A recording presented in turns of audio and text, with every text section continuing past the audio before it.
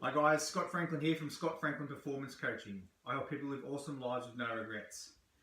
So I want to talk to you guys today about trapped emotions. So to start off with, what's an emotion? So when something or someone pushes your buttons, so it could even be your own thoughts, and any of your senses can push your buttons as well. So it pushes your button. The button then creates a physical sensation in the body. That physical sensation may be like a churning feeling, a tight feeling, an exploding feeling, a heavy feeling. It's just a physical sensation. That's then interpreted by the brain, and the brain then tells you what you need to do based on that feeling or emotion. All right. So that's what an emotion is. So it's just designed to come into your body, give you a message, and then leave. But what happens is when we don't acknowledge that emotion, the emotion gets more intense and bigger, more intense and bigger, more intense and bigger, until it becomes a dominant part of our life. So there's a couple of ways that emotions can get trapped in the body. Emotions can get trapped in the body by a build-up over time. So say you're spending time with a narcissist or a toxic person, right? And that person just pushes your buttons every day, just a little bit more. And then slowly over time, your cup starts to fill up, starts to fill up, starts to fill up. And then one day you just get anxiety or panic out of nowhere, right? That's one way that it can happen. So it's a build-up over time.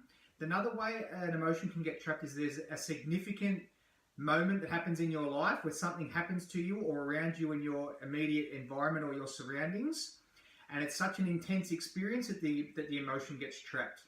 So once the emotion gets trapped, we end up with things like generalized anxiety. So that's just like when a person just feels anxious all day or for most of the day for no real reason. So again, the emotion of anxiety or any emotion is just designed to give us a message and then leave. It's not meant to hang around all day. But it can happen with any emotion. It can happen with depression, you can happen with frustration, anger, low self-esteem, insecurity, jealousy. Any emotion can get trapped. So that's what you got to watch out for, guys. So just to recap again what it is. So the emotion has become trapped in the body because over time that cup for that emotion has become filled and it started to overflow. The emotion's become trapped that way, or there's been a significant moment in your life that's jolted the emotion inside of you and it's become trapped. So what can you do about it? You can go and see a counselor or a psychologist. They will help you get it off your chest or get you to talk about it. More so the counselor will allow you to do a lot of talking and just be a friendly ear to listen. A counsellor will explain a bit of the ins and outs of how that all come about, so about the dynamics of human interaction and how it all come about.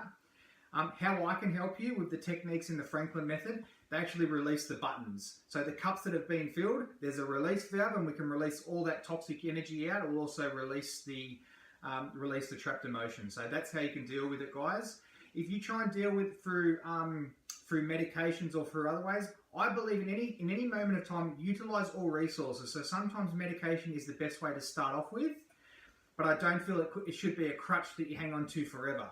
Maybe speak to your doctor or psychologist about weaning your way off the medication, doing it the right way.